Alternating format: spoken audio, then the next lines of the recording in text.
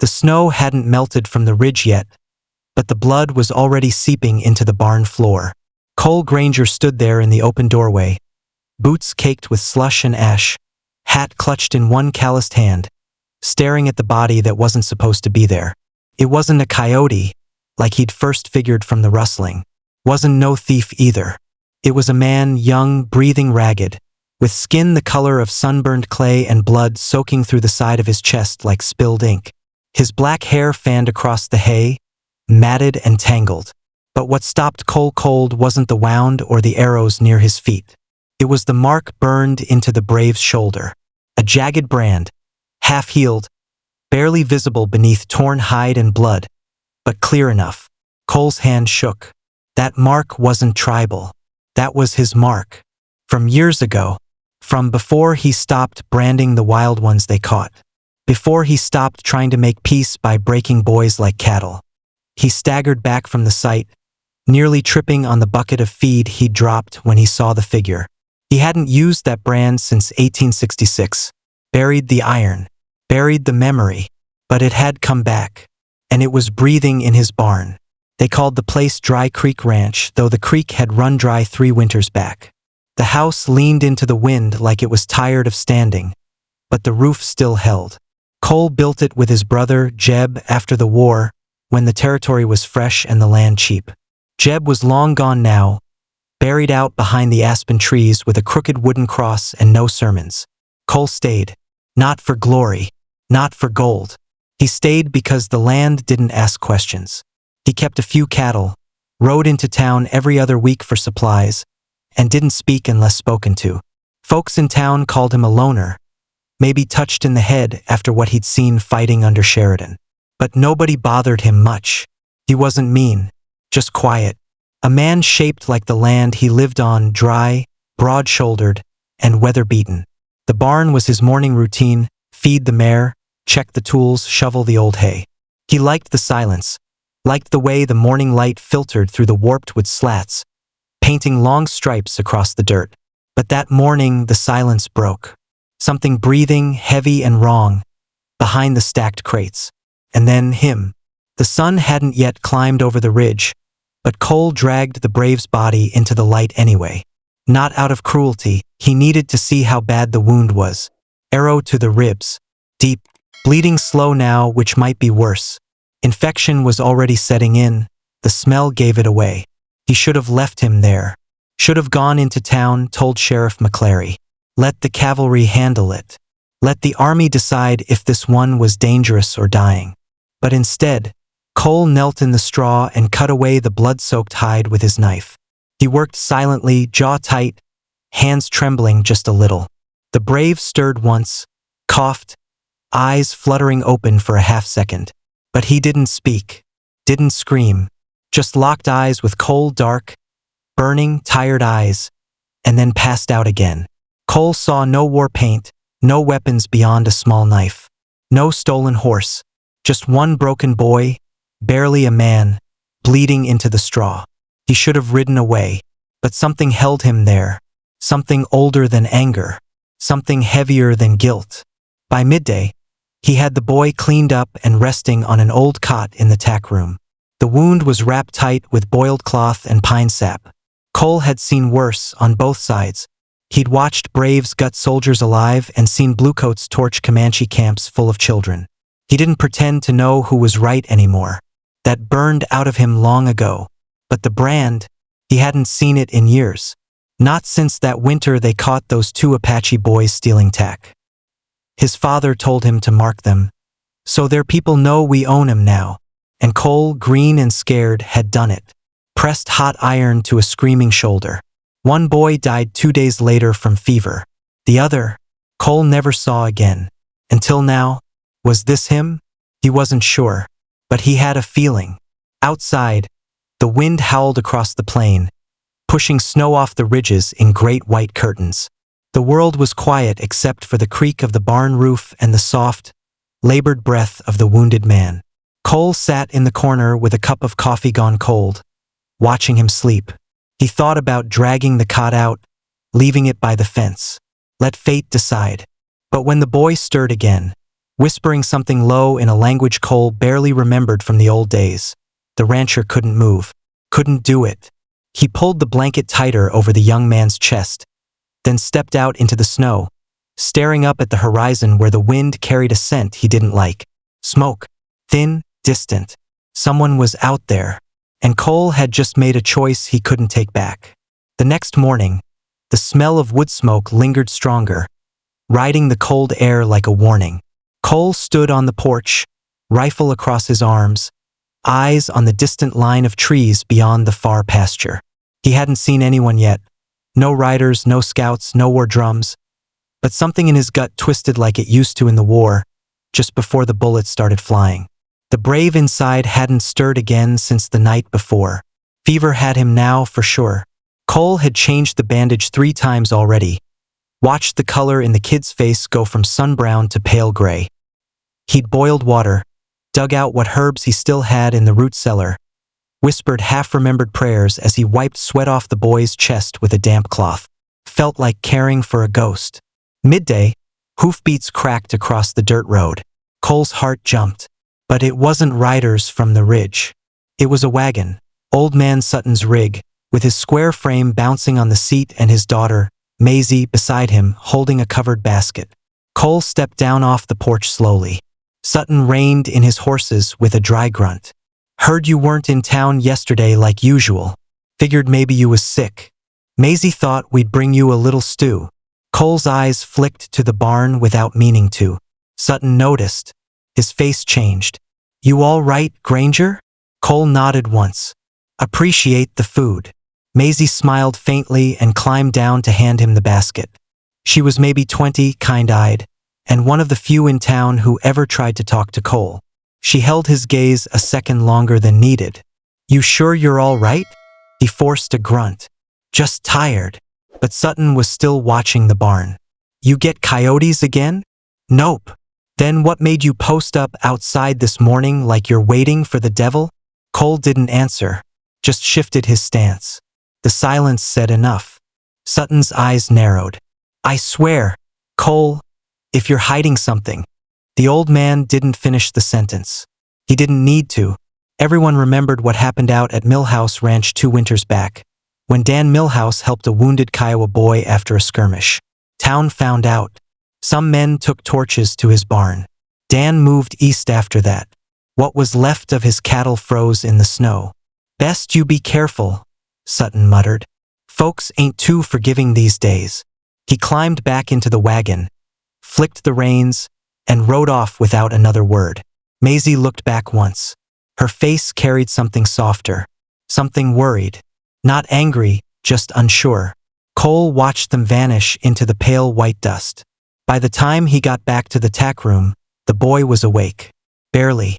His eyes fluttered open, and for the first time, Cole saw him clearly. Young, maybe 19, 20 at most. Strong jaw under the bruises. Full lips dry and cracked. He looked at Cole not with fear, but with confusion, as if trying to remember whether this man was real or a dream. Cole knelt beside him, dipped the rag in cool water, and pressed it to the boy's lips. Drink slow. The boy didn't fight, didn't speak, just drank. Minutes passed.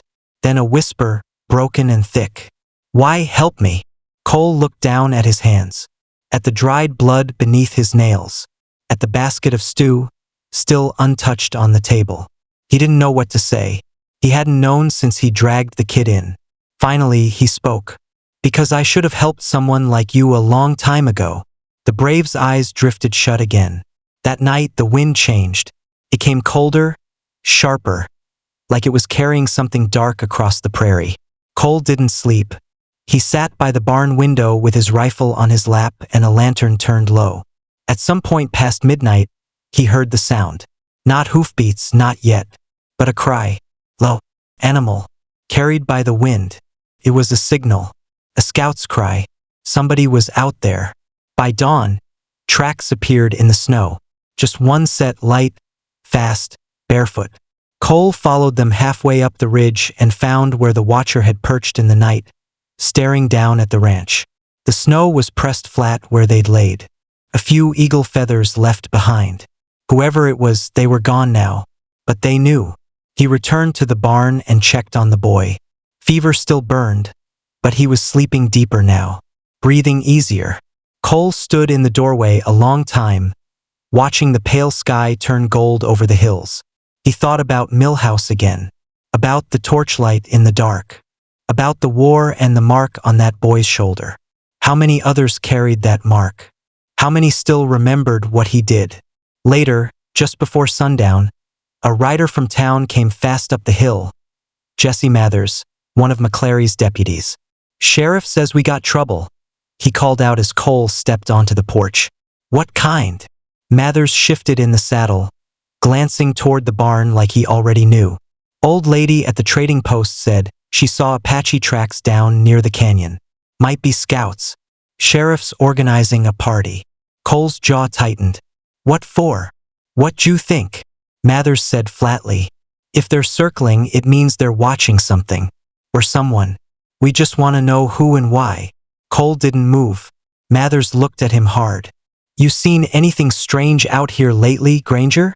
A silence stretched between them like rope pulled tight. "No," Cole said at last. "Nothing strange." Mathers studied him a moment longer, then turned his horse and rode off. That night, the brave opened his eyes again. "Where am I?" he asked. Cole hesitated, then said softly, "Dry Creek Ranch." The boy frowned. "You branded me." Cole's throat tightened. The truth was too old to run from. "I did," he said. The boy stared at the ceiling, jaw locked. A long breath passed between them, cold and silent. Then, "Why didn't you kill me?" Cole didn't answer, because he didn't know yet. It began with a drum. Soft, steady, faint enough that most men wouldn't have heard it through the wind. But Cole wasn't most men. He heard it clear, just after midnight, while sitting on the porch with his coat pulled tight and rifle laid across his lap like a child sleeping. It didn't come from the west, where the road ran. It came from the tree line, the one across the far pasture, beyond the dry creek bed, where shadows moved when no one was looking. Another beat followed, then silence, then 2 beats closer. He stood, heart heavy, breath fogging in the chill. He'd heard that rhythm once before, long ago. In the war, when Captain Reed's patrol had gone too far south and found themselves surrounded. The Comanche had used drums not to scare them, but to pace them, measure their fear. Cole didn't need to be told what it meant. Someone was coming. He stepped inside the barn. The brave was awake again, sitting up against the wall with effort, breathing through gritted teeth. Sweat slicked his chest and temples, but his eyes were sharp now. "They're here," he said, voice low. Cole nodded. "You sent for them?" The boy shook his head. "They followed blood." He glanced down at his chest. "And pain." Cole stared at him, then said, quieter, "They know this place?" "Not well," the boy said. "But they know you." A long pause. The drum sounded again, closer now. Cole's rifle was already loaded. He checked the chamber anyway. The boy said nothing for a while. Then, as if it took all his strength, he said, "They will not speak first." "I know," Cole said. Another silence. Then the boy added, "They will not wait for sunrise either." Cole lit the lantern, then doused it. He didn't want to give away the barn's position. Instead, he moved to the corner, where the walls were thickest, and gently slid a hay bale in front of the cot. It wasn't much, but it would keep the boy from being seen right away. "You hiding me?" the brave asked, eyes narrowed. "No," Cole said. "I'm trying to keep you alive long enough to figure out what kind of man I still am." The boy didn't reply. Outside, the wind picked up, and with it came another sound. Not drums. Hoofbeats. Many. The kind of many that shook dirt loose from beams and made chickens rustle in their roosts. The kind of many that didn't sneak. That announced themselves. Cole stepped outside. He didn't bother to light a torch. The moon was full enough to paint the entire prairie silver. Across the field, maybe 100 yards off, shapes emerged from the trees. First 1, then 5, then more. He counted 12 riders. All mounted, all still as statues. War paint glinted in the moonlight, red across the cheeks, black across the eyes, feathers in the hair, bone ornaments at the throat. The one at the front wore a robe of thick buffalo hide. His face was painted white with a single red stripe down the center of his forehead, an old mark of mourning. He held no weapon, but Cole knew not to mistake that for weakness. This was no raiding party. This was a tribunal, and they had come for judgment. Cole didn't raise his rifle, didn't speak. He simply stood. Minutes passed. Then, at last, the lead rider dismounted. He walked forward, slow and sure, until they were 20 paces apart. "Are you the one they called Granger?" he asked in clean, accented English. Cole nodded. "I am Red Elk," the man said. "War Father Tacoma." Cole swallowed. "The boy." The man didn't answer. "He was taken, branded, escaped, and now he bleeds on your land." Cole's voice was calm, quiet. "He found my barn. I didn't take him in." "You did not have to," Red Elk said. "Blood knows where to return." Cole looked past him toward the riders, then back to the war chief. "He's alive, but sick. I've done what I can." "That is not what we came to ask." A pause. The air stilled. "What then?" Red Elk stepped closer. "We came to see if you would hand him over." Cole's grip on his rifle tightened, but he didn't raise it. "He's not your prisoner," Red Elk said, "but he is not your son either." "I branded him," Cole said flatly, "when he was a boy." "I know." The silence between them grew heavier, thicker. "I carry that shame," Cole continued. "I was told to do it. I was young, stupid, trying to prove I was a man. I thought if I followed orders, I'd be safe." He looked the war chief in the eye. "But I wasn't, and neither was he." Red Elk did not blink. "We came for judgment, not confession." Another silence. "I'm not stopping you," Cole said, "but I won't drag him out either." "Then we must enter your barn." Cole nodded once. "Then come." Red Elk turned to the riders, raised one hand. Two younger warriors dismounted. They moved past Cole without a word and entered the barn. He didn't follow. He just stood in the cold. 5 minutes passed, then 10. When the warriors returned, they carried no weapons, no expression. Red Elk looked to them. One spoke softly. "He is awake. He says he wishes to stay." Red Elk raised his eyes slowly to Cole, then nodded once. It wasn't permission. It wasn't peace. But it wasn't war either. He turned, mounted his horse, and gave a sharp whistle. The riders turned as one. No charge, no fire, no judgment. They vanished back into the trees like ghosts. Cole let out the breath he hadn't realized he'd been holding. And for the first time in years, the wind over Dry Creek Ranch carried no threat, only the low hush of something unspoken, finally starting to break. By morning, the fever had broken. The brave lay still on the cot, chest rising with steadier breath, face less pale, lips no longer cracked and blue. Cole sat nearby, peeling a potato in slow, thoughtful strokes. The warmth from the little stove in the corner spread gently through the tack room, mixing with the smell of boiling water and damp straw. The boy's eyes opened, soft and slow. Cole didn't speak right away. He just handed over a small cup of broth, and the boy sipped it without question. When he finished, he set the tin cup down beside him with a shaky hand. "They came," he said hoarsely. Cole nodded. "Red Elk said he was your father." The boy didn't react. Not to the name, not to the title. He just stared ahead at nothing, lost in a long silence that felt familiar, like one Cole had lived in for years. After a while, the boy said, "I left them after the branding.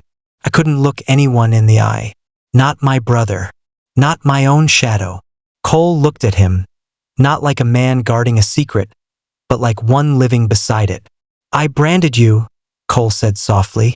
"I know. I was told it would make you easier to manage. Make your people fear me. I didn't question it." The boy nodded. "You were young. That doesn't mean it didn't matter." "No." The boy agreed, voice dry as the plains. "It still burns, even when it's gone." A long silence. Then Cole asked, What's your name? The boy didn't answer at first. I had one, he said. Before. Do you want it back? His eyes flicked toward Cole. Cole wasn't trying to make amends with words. It wasn't a sermon or a confession. Just a question offered gently, like holding out a coat on a cold morning. The boy's voice cracked when he finally replied. My mother called me Komaa, it means shadow deer, because I was quiet, because I moved without sound. Cole nodded. Koma it is. They sat in silence again, the kind that didn't hurt. Outside, the wind moved gently through the brush. No drums, no riders, no guns in the dark, just wind. That afternoon, Maisie Sutton returned, this time alone. She came walking up the trail with her boots covered in mud and a small bag slung over her shoulder. She looked determined, nervous, but kind, the kind of kind that doesn't ask for applause. Cole met her at the gate, surprised. You all right? He asked. Maisie nodded. I brought medicine. For fever. He hesitated, eyes flicking down the trail. Your father know you're here? She gave a slight shrug. He thinks I'm visiting my aunt. She looked past him toward the barn. Is he still alive? Cole opened the door and stepped aside. Inside, Koma sat propped up against the cot, blanket around his shoulders. He looked up at her, blinking against the light. Her eyes widened, not in fear, but in recognition of something fragile. May I? She asked Cole, holding out the bag. He nodded and stepped aside. Maisie knelt beside Koma, opening her satchel. She moved gently, talking in low tones, explaining the herbs, the water temperature, the timing. Koma didn't say much, but he watched her like someone watching spring return after a long, cruel winter. After a while, she looked back at Cole. You did good, she said. He didn't respond. She stayed an hour, maybe two, made tea, cleaned the wound again, laughed softly at something Koma whispered. When she stood to leave, Koma caught her hand. You are not afraid? He asked. Maisie tilted her head. Of you? He nodded. She smiled. No. He released her hand slowly, like it took effort. At the door, she turned to Cole. They're talking about you in town. Quietly. But it's spreading. I figured. They think you're hiding an Apache. Cole nodded. They're not wrong. Maisie studied him for a moment. You need anything, you send for me. I'll come. Then she turned and walked away. Cole watched her disappear down the trail. Something in his chest stirred. Something quiet, not romantic, not sudden, just human. A reminder that not everyone ran from the hard parts of life. That night, Koma asked to walk outside. Cole helped him, arm around his shoulders. They stood beneath the open sky, stars stretched wide above them. The barn behind, the house ahead. You think they'll come back? Koma asked. The others? Cole asked. The riders? Koma nodded. Cole looked up at the stars. Maybe, maybe not. They won't like that I stayed. I didn't ask you to. Koma gave a faint smirk. I know. The night air was cold, but clean. Smelled like sagebrush and distant pine. Koma leaned a little more on Cole's shoulder. After a while, he said, I don't want to run anymore. Cole looked at him. Then don't. Another silence passed, soft and strange. Then Koma turned and asked, What do you live for? The question caught Cole off guard. He looked out across his land, the crooked fence, the shadow of his old house, the spot where his brother was buried, the pasture that never greened the way it used to. He thought about the war, the branding, the years of silence. And now this, Cole finally said. Right now, helping someone I hurt, making sure they don't have to carry what I carried. Koma didn't reply, but he didn't need to. He stood beside Cole, still and steady, while the wind ran soft across the prairie. By spring, the snow had melted off the ridge, and Koma could walk without leaning on the walls. He moved slow, with a limp that hadn't been there before. Not just from the arrow wound, but from years of sleeping on stone and running barefoot through thorns. But he moved with purpose now. He carried pails of water. He mucked stalls. He mended fence posts beside Cole without being asked. They didn't speak much while working. They didn't need to.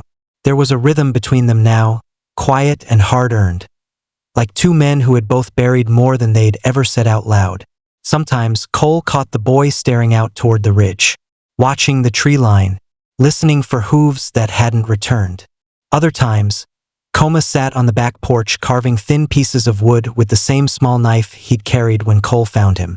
Feathers, mostly. Little totems. Gifts that didn't ask for thanks. One morning, as the sun rose over the prairie in a spill of gold, Cole found one of the carvings sitting on the rail. A deer, lean and long, standing alert, its antlers shaped like curling smoke. Coma didn't say it was for him, but Cole left it on the table by the window and never moved it again. The town didn't forget. A few men still glared at Cole when he rode in for feed or salt. Others muttered. The sheriff kept his distance. Nobody said anything to his face, but the silence got heavier each time. Maisie didn't stop coming, though. She brought bread, herbs, and once, an old book about native plants she thought Coma might like. She never stayed long. Just enough to speak, to smile, to show she wasn't ashamed of being seen on Cole's land. One afternoon, she found the two of them out by the well, digging out a collapsed side wall. "Need another hand?" she asked. Coma squinted at her, shirt off, sweat glistening along his shoulders. "You dig," she smiled. "Better than you, I'd wager." They worked till sundown. When the last shovel dropped, the three of them sat in the dirt eating bread and smoked trout from the smokehouse. For a while, nobody said anything. Then Maisie looked at Cole. "You gonna keep him here forever?" Cole chewed slowly. "Ain't my choice." She looked at Coma. He didn't answer either. But the quiet was different now. It wasn't evasion, just uncertainty wrapped in peace. Like a man realizing he didn't have to know everything right away. That night, as she left, Coma followed her to the gate. He said something low, not in English, and she turned, blinking, then smiled. Later, when Cole asked, Coma said it meant, "You are welcome here, even when I'm gone." Cole didn't ask where he meant to go. Not yet. Weeks passed, and one day, without warning, Red Elk returned. This time there were no riders, just him on foot, wrapped in a thick hide cloak, carrying a staff carved with bare claws. Cole spotted him from the porch, walking the ridge like a man who didn't need protection, only clarity. Coma was splitting wood when he saw him. He didn't run, didn't flinch. He walked out to meet the old man at the gate. Cole followed. Red Elk looked older than before, his eyes less sharp, more tired. His gaze fell on Coma first. "You live," he said. Coma nodded. "I work."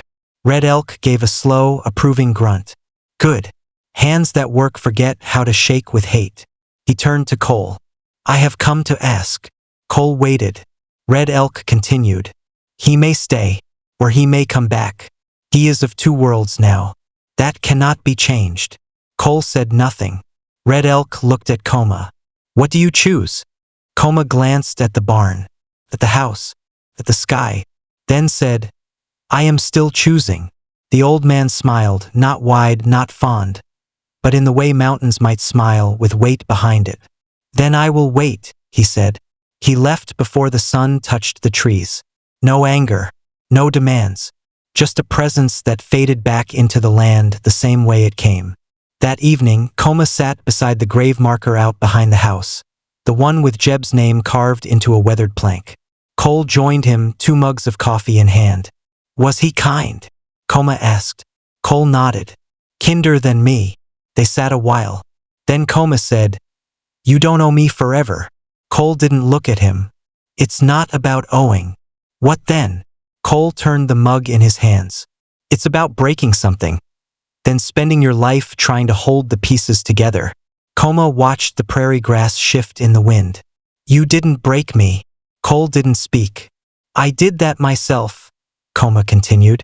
"Running, hating, branding my own spirit deeper than you ever could with iron." Another quiet. Then Cole said, "You think you'll leave?" Coma nodded, just once. "Someday. But not today?" Coma smiled faintly. "No." They sat in the fading light, 2 men shaped by war and silence, letting the wind speak between them, not as enemies, not as saviors, but as men still becoming something else.